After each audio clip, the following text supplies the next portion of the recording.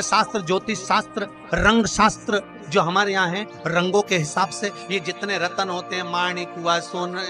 मोती हुआ,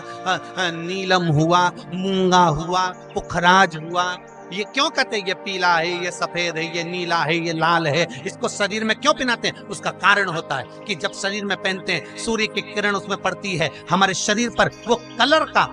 इफेक्ट पड़ता है, उस कलर को शरीर पर लगता है, और शरीर पर लगता है तो हमारा शरीर धीरे धीरे, हमारी जो इंद्रियां हैं वो सही होने लगती हैं, काम सही होने लगता है। तो आप कहते हो ना साहब, मैं कौन सा नक पहनूं, मैं कौन सा मोती पहनूं, मैं कौन सा पुखराज पहनूं, मैं कौन सा नीलम पहनूं, वो ज्योतिष शास्त्र के अंतर्गत, रत्न शास्त्र के अंतर्गत जितने रत्न हम पहनते हैं ये केवल उस किरण के लिए ही तो पहनते हैं कि जो सूर्य की किरण मिले, उस किरण का प्रभाव हमारे शरीर पर पड़े। तो इन सबसे अच्छा है कि सुबह शंकर भगवान का नाम लो, तांबा का लोटा में जल भरो, 8 इंच ऊपर सिर से हाथ होना चाहिए, और सूर्य नारायण भगवान का दर्शन साधारण नहीं, जो जल तुम चढ़ा रहे हो वो जल की जो धार आ रही है उसमें सूर्य का दर्शन होना चाहिए, तो कैंसर की बीमारी कभी नहीं हो सकती।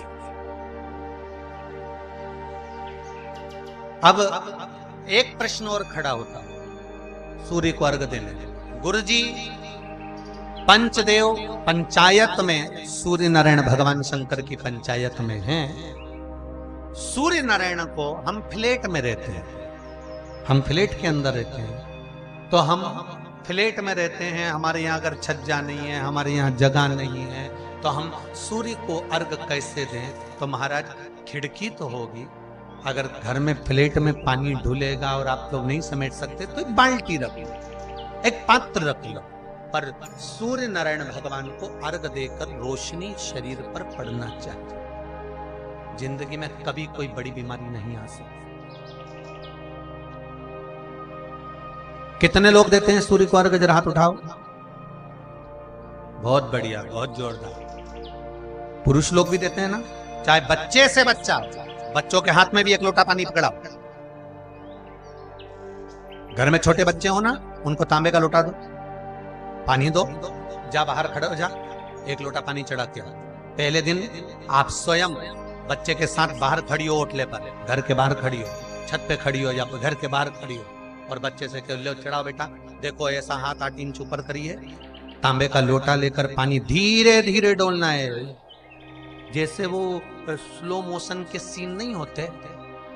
नाटक में, ये एकदम धीरे धीरे, बस नहीं तो मालूम पड़े छोरा छोरी एक साथ उंडेल के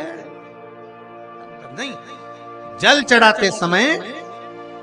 उस पानी में से सूर्य की किरण पड़ना चाहिए, सूर्य की किरण। एक बात और कहना चाहूंगा, अगर आप लोग स्वीकार करेंगे तो, अगर कहीं आपको लगता हो कि बच्चा पढ़ने में कमजोर है, विद्या में कमजोर है, रिजल्ट अच्छा नहीं आ रहा, पढ़ने में कमजोर है,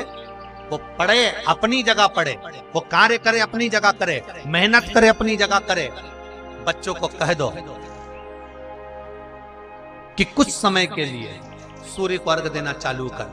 सूर्य की किरण जहां पर ब्राह्मण या हिंदू धर्म का व्यक्ति मस्तक पर तिलक लगाता है,